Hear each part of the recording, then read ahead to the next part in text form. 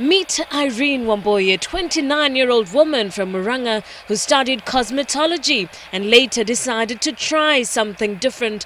We met her here at her workstation at the Vikru Center in Kangunda Road. She has mastered the art of making wooden rolling pins. Nilikuja nikapewa kazi hapa. Niliuliza kazi yoyote kwa sababu sikuwa najua anything to do workshop. Ndio nilikuja nikafanya kazi tu kwa finish.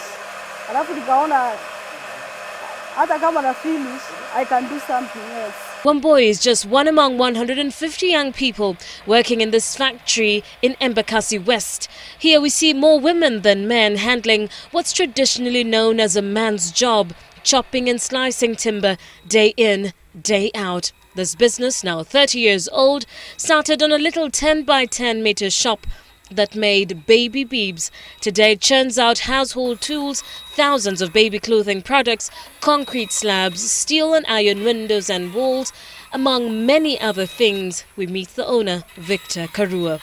I started with only $10. That was about 285 shillings, and it was difficult.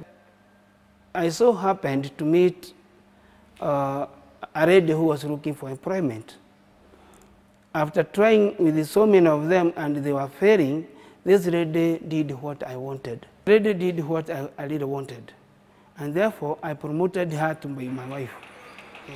Karua now runs the business with his wife and 3 sons. Now, a World Bank survey on skills and vocational training in sub-Saharan Africa shows that Kenya suffers critical challenges in terms of relevance to social realities, under-enrollment and underfunding. As you can see behind me, a factory in Embakasi west of Nairobi has 150 sewing machines, 50 of which are unoccupied because the factory owner couldn't find the skill set. At optimum, this factory would employ at least 500 young people. This machine would also, at its optimum, bring in at least 1.2 million shillings in returns per month. But Karua cannot find someone who knows how to operate it. Yes, people to actually do what is needed in the market. Rather, the skilled people has been a challenge besides the financial aspect. Karua takes in and trains young people on a variety of skills. He says many end up going to work for the EPZs and some even start their own businesses. The skills gap is conspicuous. Unused machines mark every department within this factory.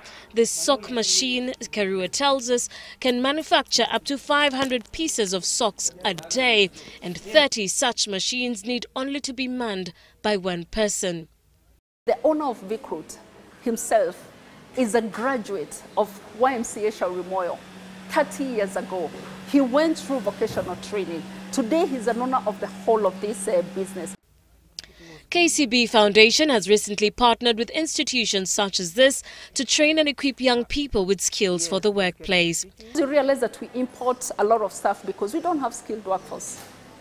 If we now have young people who have the skill and we have, the high-tech machines like we do, we should also see a reduction in imports. And at the end of the day, we should also look back and say, hey, we made a big contribution in the Vision 2030 dream of industrialization for the country. A recent study by the African Development Bank revealed that for every engineer, at least 30 technicians and about 60 artisans are required to create an industrial ecosystem. But in Kenya, the story is completely different.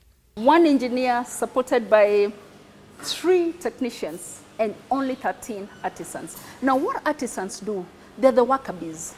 They're the workforce down there that would therefore allow the technicians to do what they should do. Stakeholders agree that should the skills gap persist, Kenya faces a difficult future because it is only expertise and technology that differentiates between the developed and developing countries. And if Kenya intends to industrialize by the year 2020, then first, these machines must start getting new hands to run. Terian Chebet for The Big Question.